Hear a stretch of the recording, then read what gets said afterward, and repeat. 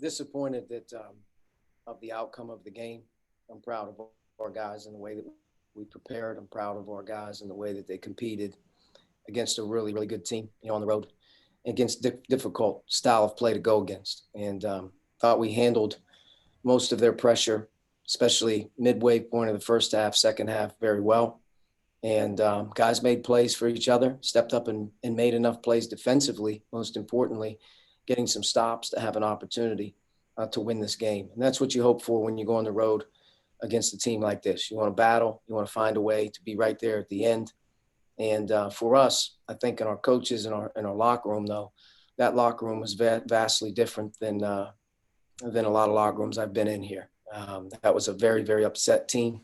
It's an upset group because you're pouring your heart out, and the things that you stress every day that have to be good for this team to be successful. And it comes down to rebounding the ball a lot of times, and our inability to get some scrappy ones, our inability to get some big ones, just especially late, is disappointing. It's something that we can control, but we'll continue to work on it and get better. We have a together group, and we're looking forward to obviously getting home. All right, Jeff Rabjohn's first question. Hey, Coach, your thoughts real quick about how Trayce played tonight, especially considering the length that Florida State brings. Well, he was ready to play. Games like this, you need your best players, obviously excited and motivated. He gives everybody confidence, but our guards did a good job of being able to find him a few times. He did an unbelievable job of pursuing the ball all night, by evidence of the rebounding numbers, 17 rebounds. But, he was a warrior for us. I think, clearly he's showing right now that he's one of the best players in college basketball. And he's just got to keep growing. He's got to keep growing. He's got to keep being a positive leader, which he is. And he's got to continue to be motivated to take this team to another level. And I think everybody else has got to, rise up just as well. Trayce was great tonight.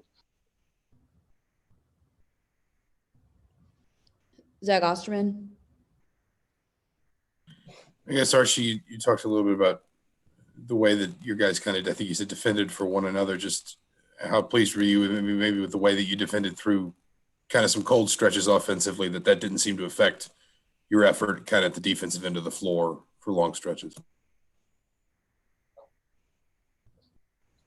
I'm sorry. I'm not sure if Zach can hear me, but his question was kind of, choppy. But I guess the gist of it, Zach, would be you can't allow your offense in any game, but in particular a game like this, to frustrate you on the defensive end. And we know Florida State's going to make things feel a lot different than other teams. They don't give you anything that you're accustomed to doing. But I thought we played with confidence on offense. Our offense, for the most part, was able to function and get some quality shots. There's going to be possessions that result in chaos and turnovers at times versus Florida State because of the way they play. But we're hanging our hat right now defensively. And our team is a better defensive team right now than we've been. Against these guys, you got to really do a great job of guarding the ball. They got tremendous size on the perimeter. And I thought for the most part, we hung in there pretty tough. I'll put the coast-to-coast layup at the end of the game is on me. We got to be better in special situations. You can't let a guy get a full head of steam and go coast to coast. You got to be able to slow him down. So, the last play's on me. It's not on the players. But just in general, I think our guys continued to battle through, fight through. Everybody that was in the game, made plays. But defensively, if we can continue to keep hanging our hat there, and we got to improve rebounding. It's a big, big concern. And in our losses, it's been a big concern. And, for the most part in this game, if we control the backboard and we get those 50-50s, we're able to pull this one out. John Blau. You brought up the rebounding there. Obviously, you tied them on the boards, but early you guys were able to rebound the ball pretty well. So how do you square that in terms of what you're able to get in the first half of most of the game as opposed to kind of how it was late in terms of how you feel about that phase? I don't feel good about rebounding. For me and our staff, it's our number one concern.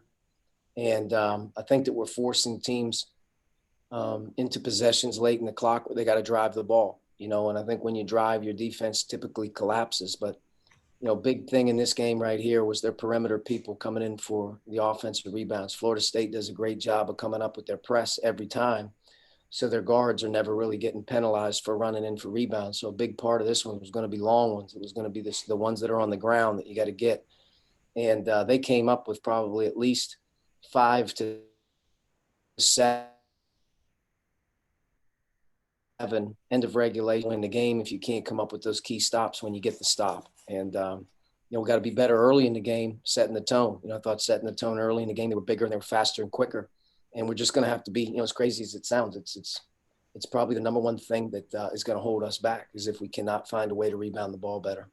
All right, last question, Mike Schumann. Yeah, Coach, along the lines of not being able to get possession late there, it looked like Armand had a steal there in the last seconds of regulation. He did. Called a timeout. What kind of explanation did you get as to why they didn't give him that timeout? Armand stole the ball and underneath out of bounds and called timeout with his foot on the ground. And that was my view. The officiating crew, basically said they thought he was falling out of bounds, and you can't reward a player for falling out of bounds and calling timeout. But Armand's foot was on the ground when he called timeout. And I think, whether he fell down or was falling out, I think that's probably when the official saw him and thought he was calling it maybe when he was falling out of bounds. But definitely I thought Armand stole it, called timeout, had his feet on the ground. And it was a tough play. There was a lot of tough plays in this game, but when you're on the road, that's what you got to expect. All right, thanks, Coach. Yep, thank you.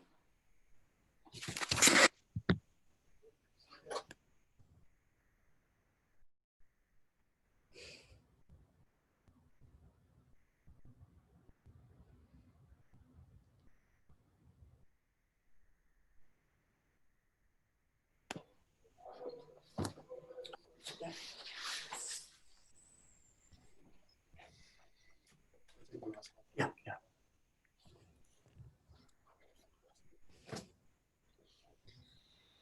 All right, first question. Let's go, Kevin Brockway. Trayce, the effort on the boards tonight against their size and length. Can you just talk about your determination throughout that game and facing their size and dealing with their size throughout the game? Obviously, they're a huge team. It was kind of the same way last year. I've been struggling on the boards a lot through the first 3 games. And I knew that it wouldn't be as easy for the guards to come in and get rebounds, so I knew I had to pick it up for this game. So I tried to put a really big emphasis on starting the game out, trying to get boards, and then getting my motor going and as of that nature. So, Tom Brew. Trayce, it seemed like you did a nice job tonight on trying to pick your spots a little bit against them in regards to when to go hard to the basket and when to kind of spin on them. Did you feel like you had a pretty nice comfort level against what they were trying to do with you? yeah, they threw a lot of bigs at me, but the thing with them, they also do a lot of switching. And so I was trying to set screens kind of underneath to try to get them on my back so I can get high lows and stuff of that nature. But our guards also did a phenomenal job of driving to kick. So big props to them on getting me the ball in certain areas. Zach Osterman. I guess talking in particular about the way you defended, I know they presented some kind of mismatches, especially for your guards, but it didn't feel like there was kind of any extended stretch where they were really maximizing that. Just how much, I guess, do you feel like this was a team defensive effort tonight? I know you obviously don't get the result you want, but if you look at a lot of their shooting percentages and things like that, just your team defensive effort, how do you rate it, I guess? I gave us probably a B+ in defensively. I thought we did a really good job of trying to keep them out of the paint. At the same time, they're really big. I mean, their point guard's 6'9", Armand's 6'4". So I'm trying to help over. They got some easy ones and helping over off shots and get their bigs loose rebounds. And but I thought we did a really good job, especially just down the stretch. Barnes hit a tough 3. He hasn't hit a lot this year, so it was tough. But we struggled, but we'll live to fight another day. John Blau.